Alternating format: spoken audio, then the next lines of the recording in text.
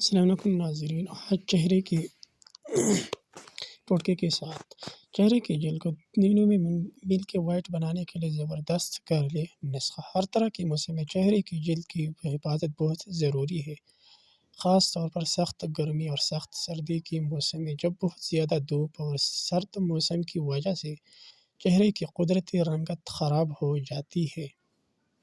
میں آپ کو ایک فیس ماسک بنانے کا طریقہ بتا رہا ہوں، جس کے استعمال سے چہرے کی رنگت دودھ کی طرح صاف ستھری ہو جائے گی۔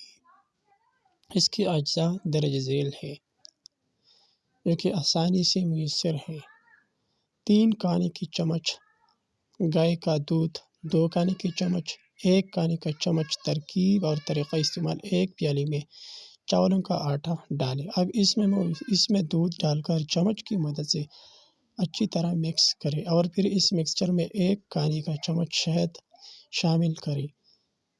اگر پیسٹ گاڑھا بن جائے تو اس میں حسب ضرورت دودھ مزید شامل کریں اور ایک اسموتھ سا پیسٹ بنا لیں۔ اب اس پیسٹ کو چہرے کی جلد پر لگائیں اور 10 منٹ تک ہلکے ہاتھوں سے مساج کریں، اور پھر 20 منٹ کے لیے لگا رہنے دیں، اور پھر تازہ پانی سے چہرہ دھو لیں۔ اگر جلد ٹائٹ محسوس ہو تو کوئی بھی اچھا موئسچرائزر لگا لیں۔ اس کا استعمال دن میں کسی بھی وقت کر سکتے ہیں۔